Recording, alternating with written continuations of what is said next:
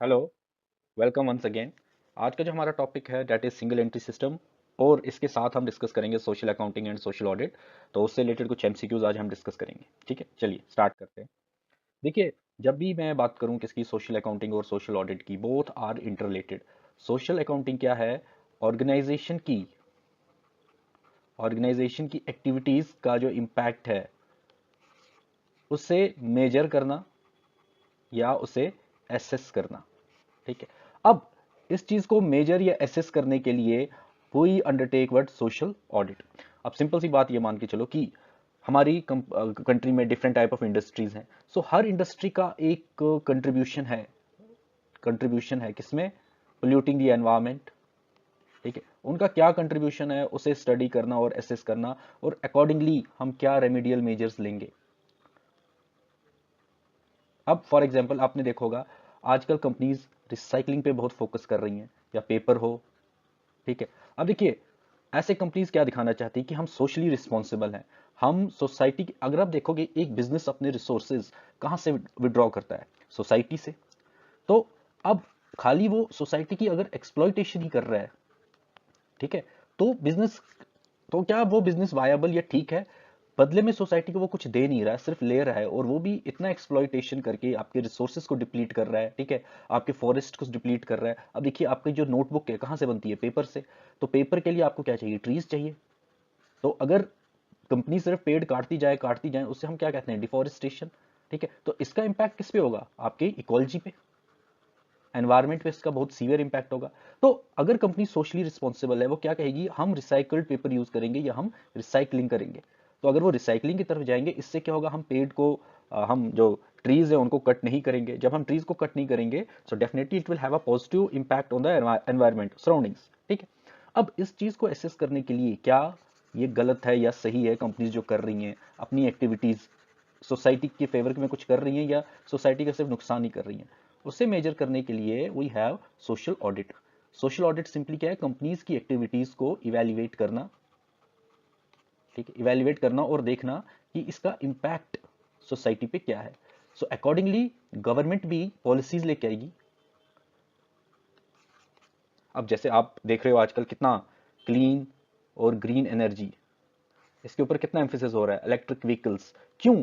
क्यों? अगर electric vehicles use होंगे, कार्बन एमिशन कम होगा। कार्बन एमिशन कम होगा, आपका ग्रीन हाउस गैसेस जो हैं, जो आपको पता है ग्लोबल वार्मिंग में एक मेजर रोल प्ले करते हैं, ग्लोबल वार्मिंग कम होगी। तो इसका देखो, यहाँ पे आप अकाउंटिंग खाली डेबिट क्रेडिट के कंसेप्ट में नहीं देखो, इसका बहुत वास्ट इंपैक्ट है सोशल अकाउंटिंग और सोशल ऑडिट का। ठीक है। उसी के साथ हमारा जो तीसरा टॉपिक है, that is single entry system of accounting. That is pure accounting.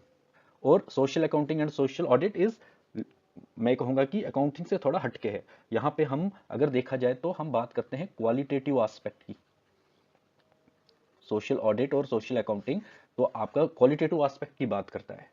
Companies ने या इंडस्ट्रीज ने सोसाइटी से सिर्फ इनपुट लिया, बदले में कुछ दिया या नहीं दिया, वो हम किससे इंश्योर करते हैं? सोशल अकाउंटिंग और सोशल ऑडिट से। ठीक है। फिर आपने देखा होगा कि आजकल कंपनीज बहुत सारी सीएसआर एक्टिविटीज करती हैं, जिसे हम कहते हैं कॉर्पोरेट सोशल रिस्पॉन्सिबिलिटी। तो उसके थ्रू कंपनीज क्या करती हैं? उसके थ्रू कंपनीज दिखाती हैं, हाँ जी देखो, हम सोसाइटी से अगर कुछ रिसोर्सेज ले भी रहे हैं, हम उन्हें रिटर्न भी कर रहे हैं। ठीक है। सोसाइटी से अगर हम कुछ इनपुट ले रहे हैं, हम रिटर्न भी कर रहे हैं। So that's known as CSR, corporate social responsibilities. So इससे रिलेटेड भी कुछ एमसीक्यूज डिस्कस करेंगे। ठीक है, तो चलिए स्टार्ट करते हैं अपना सेशन। देखिए, फर्स्ट क्वेश्चन इज, अब ये पहले क्वेश्चंस कुछ आपके सिंगल एंट्री सिस्टम से रहेंगे। ठीक है, चलिए। First question is, which of the following methods is used to calculate capital in the beginning if accounts are maintained under single entry system? हाँ, आप इन तीन में से हम कौन सा मेथड यूज करते हैं? जब देखिए, एक तो आपको होता है डबल एंट्री सिस्टम और एक आपका होता है सिंगल एंट्री सिस्टम।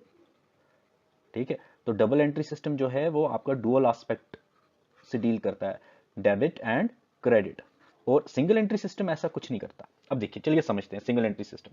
आप अपने मोहल्ले में जाओ और आप कोई किराना शॉप देखो। ठीक है। आप उसको कहो, भैया ज़रा मेरे को अपनी नोटबुक दिखाओ, आप रिकॉर्ड्स कैसे मेंटेन करते हो?" तो आप क्या देखोगे? उसने ऐसे मेंटेन किया होगा। सपोज करो कोई नाम लिखा है अमन, तो वो लिखेगा अमन। अगर तो मैं क्रेडिट पे लेके जा रहा हूँ, वो लिखेगा ऑयल, इसने लिया 300 का। ठीक है, फिर टी, रुपीज़ 100 की। ठीक है, बस वो यही लिख रहा है। अमन का एक नाम लिख दिया, उसके आगे कुछ जो वो ले रहा है उसे रिकॉर्ड करता जा रहा है। अब देखिए इसमें ये तो नहीं ना कर रहा कि Aman debit the receiver, Aman account debit to sales. तो अगर ऐसे मेंटेन करें, ये तो double entry system of accounting है। लेकिन अब देखिए ना, शॉपकीपर को क्या ही फर्क पड़ता है, सिंपल सी बात, वो ऐसे मेंटेन करते हैं। अब उससे इस चीज की नॉलेज अगर नहीं है, अगर उसे डेबिट क्रेडिट नहीं पता, वो फिर भी अपने अकाउंट्स मेंटेन कर सकता है बहुत इजीली।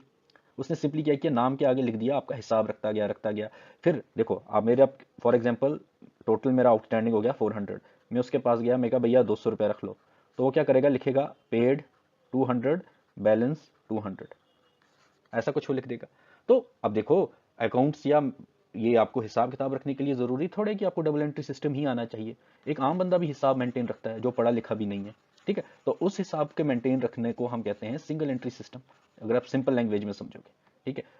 तो अब वो कह रहा है कि अंडर सिंगल एंट्री सिस्टम, हम अगर हमें कैपिटल इन द, हमें क्या निकालना है, capital in the beginning if accounts are maintained under single entry system, तो हम इसमें से कौन सा अकाउंट यूज करते हैं। देखिए डेटर्स अकाउंट का आपको पता ही होगा, वो किससे डील करता है, आपके डेटर्स से। अब डेटर्स कौन होते हैं, जिन्होंने हमें पैसे देने हैं, और क्रेडिटर्स कौन हैं, जिन्हें हमने पैसे देने हैं। तो डेटर्स अकाउंट तो नहीं होगा। कैश अकाउंट क्या है, all the cash activities are recorded in cash account. अब इसका right answer is option C, that is statement of affairs. तो हमेशा याद रखना, statement of affairs is linked with single entry system of accounting. तो इसी से हम पता करते हैं क्या, कैपिटल। ओके चलिए, अब फॉर्मूला टू कैलकुलेट प्रॉफिट, देखिए मैं आपको बताता हूं। हम जब भी सिंगल एंट्री सिस्टम या जनरली हम whenever we record or maintain our accounts as per single entry system of accounting, so under such circumstances how we calculate profit, see the profit is equal to, देखिए अब आप, अगर मैं आपसे पूछूं, आपने शुरुआत की 100 रुपए से और आपने एंड किया 500 रुपए में, अभी छोड़ दो सारी बातें, तो आपने कितने का एडिशन किया, 400 रुपए का। तो ये आपका मैंने क्या कह दिया, क्लोजिंग कैपिटल, और ये मैंने आपका क्या कह दिया, ओपनिंग कैपिटल। अगर सिंपल में यहां पे प्रॉफिट निकालूं, 500 minus 100 that is equal to 400, ठीक है। अब सिंपली जब हम सिंगल एंट्री सिस्टम में प्रॉफिट कैलकुलेट करते हैं, तो उसके लिए हम क्या करते हैं, प्रॉफिट इज इक्वल टू, देखिए closing capital plus drawings minus further capital या एडिशनल कैपिटल, और माइनस ओपनिंग कैपिटल। और अगर तो ये आपका पॉजिटिव में आए फिगर, ये सारे कैलकुलेट करने के बाद आपके पास फिगर जो है डेट्स इन पॉजिटिव, तो हम कहते हैं प्रॉफिट, और अगर नेगेटिव में आए तो उसे कहते हैं लॉस। अब देखो क्वेश्चन में आपसे क्या पूछ रहा है कि आपको प्रॉफिट कैलकुलेट करना है, आपके पास कैपिटल एट द एंड भी दिया है, एडिशनल कैपिटल भी दिया है, और ओपनिंग कैपिटल भी दिया है। सो बीच में कुछ फिगर मिसिंग है, तो कौन सी फिगर मिसिंग है, या सेल्स आता है, नहीं आता, परचेज आता है, नहीं आता है, तो क्या आता है, drawings. Right answer is option B. तो यहां पे आपका कैसे, अगर हमने इसे लिख के समझाएं, ठीक है, तो आप क्या लिखोगे इस केस में, profit is equal to closing capital plus drawings minus additional capital minus opening capital, बस ये फॉर्मूला है। तो मैंने आपको प्रॉफिट तो दे दिया था, मैंने ये आपसे पूछा कि यहां पे क्या आएगा, क्वेश्चन मार्क दे दिया, तो आपने लिखना था ड्रॉइंग्स, ठीक है। From incomplete records it is possible to prepare, आप क्या प्रिपेयर कर सकते हैं, देखो मैंने आपको अभी कहा, हम जब भी सिंगल एंट्री सिस्टम में अकाउंट्स मेंटेन करते हैं, हम क्या प्रिपेयर करते हैं, SOA, that is known as statement of affairs. So trial balance भी नहीं करते और लेजर अकाउंट भी नहीं करते, option B is the right answer. When closing capital is equal to opening capital, अभी मैंने आपसे कहा अगर आपका closing capital is greater than opening capital you will have profit, if your closing capital is less than opening capital you have loss, but if closing capital is equal to opening capital so there is no profit no loss। अब देखिए examiner के पास अगर देखा जाए घुमा फिरा के वही सेट ऑफ क्वेश्चंस हैं, ठीक है। अब अगर उसने आपकी साइकी के साथ खेलना है, ठीक है, उसने आपके माइंड में थोड़ा एलिमेंट ऑफ डाउट क्रिएट करना है, तो वो यही टेक्निक्स का ही यूज करेगा। और बच्चे इतना पढ़ चुके हैं कि और बच्चों से वो क्या ही पूछेगा।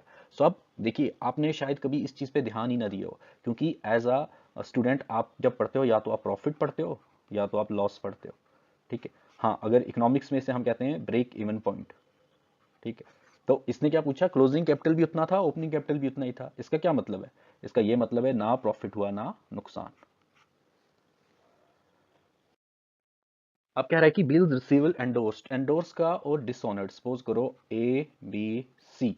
अब देखिए एंडोर्स क्या मतलब होता है, ए ने आपको बिल दी बी को, ये आपका क्या था, क्रेडिटर था, और बी किसका क्रेडिटर था, सी का। सो ए ने बी को बिल दी, ए क्रेडिटर है किसका, बी का, और बी सी का। बी ने कहा अच्छा ये बिल मैं सी को देता हूं, एंडोर्स इसे कहते हैं, एंडोर्समेंट, किसी को आगे दे देना। लेकिन ये बिल जो थी ये क्या होगी, डिसऑनर्ड। ठीक है। अब मुझे बताओ जब आपकी बिल डिसऑनर्ड हुई, बी को जब ये पता चला ये बिल डिसऑनर्ड हुई, तो ए उसके लिए क्या है, देखिए अगर आप देखा जाए बी ए के लिए क्रेडिटर है और ए बी के लिए क्या है, डेटर। तो वैसे ही यहां पे बी सी के लिए क्या है, क्रेडिटर, और सॉरी यहां पे अगर हम देखें जो बी है उसने किसके पैसे देने हैं, सी के। तो यहां पे बी क्या हुआ, सी के लिए डेटर, सी क्या हुआ, बी के लिए क्रेडिटर।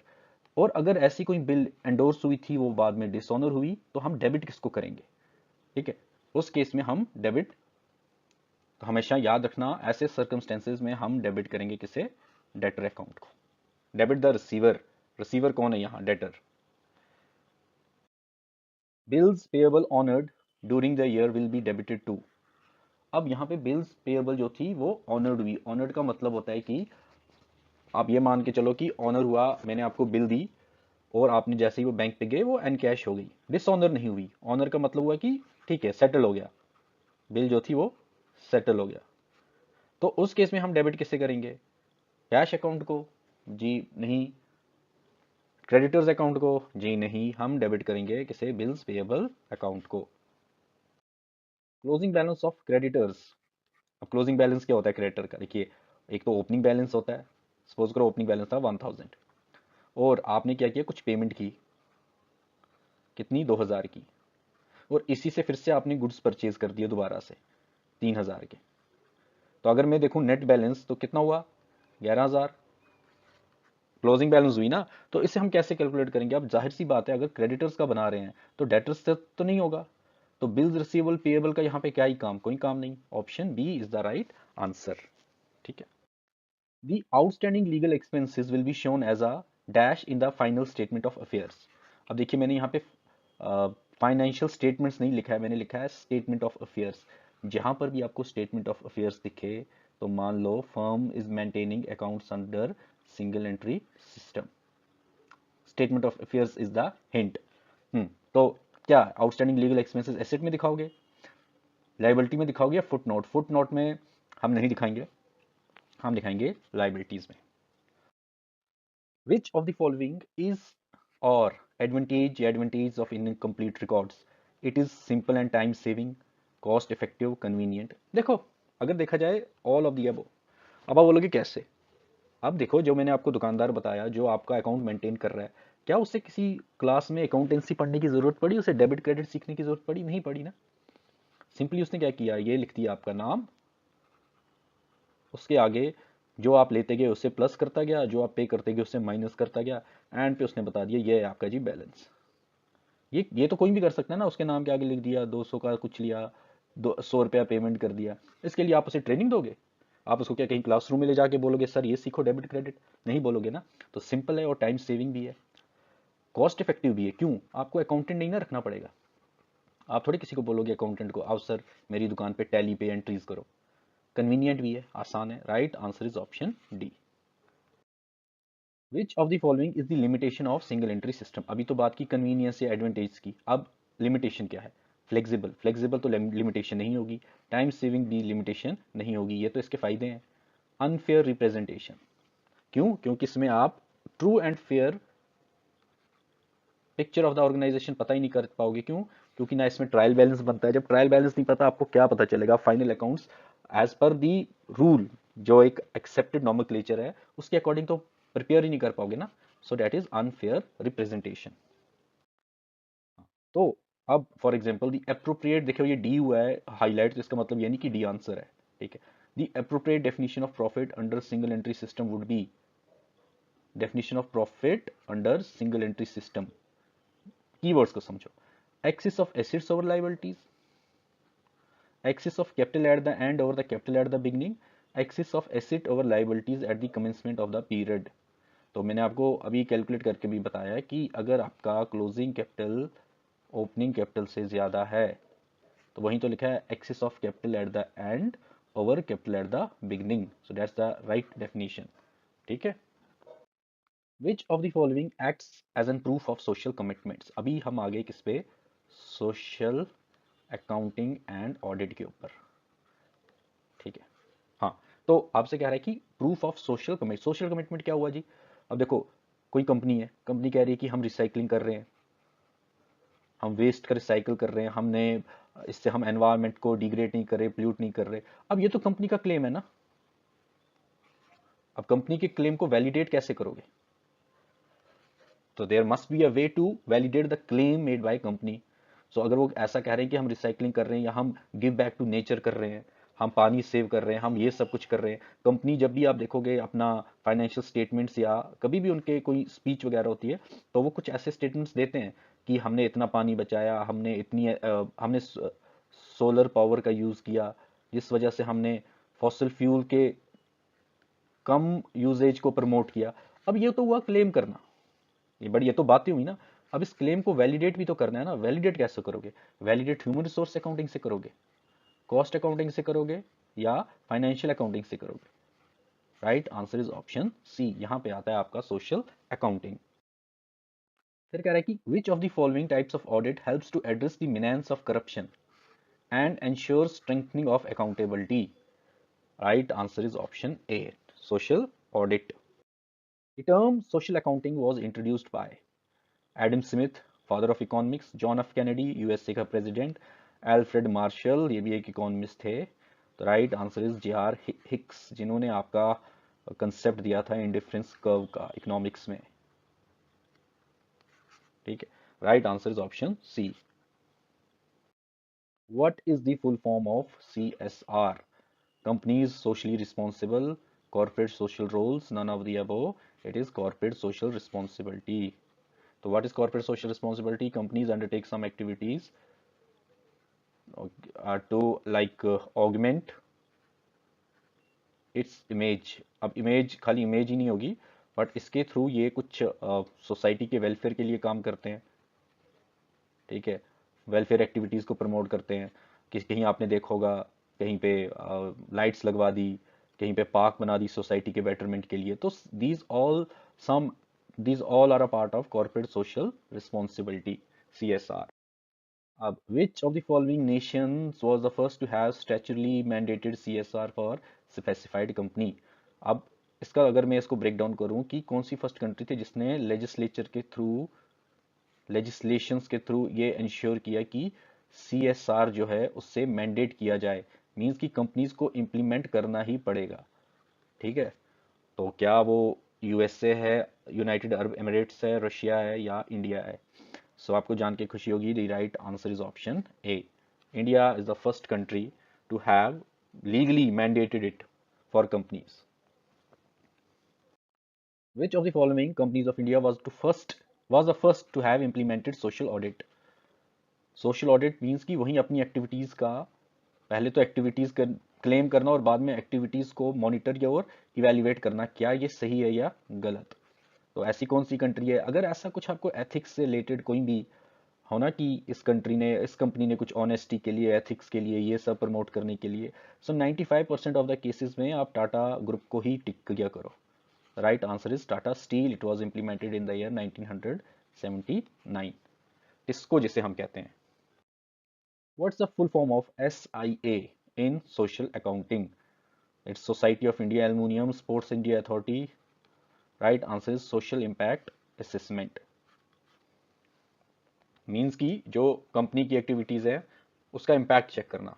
ठीक है। If opening capital is ₹10,000 and closing capital is 2,000, assuming no drawings during the accounting period। देखिए, ना कोई ड्राइंग हुई थी और ना ही कोई एडिशनल कैपिटल इंट्रोड्यूस हुआ था, और ना ही कोई ड्राइंग्स हुई थी। आपसे पूछ रहा है कि नेट इनकम या लॉस बताओ।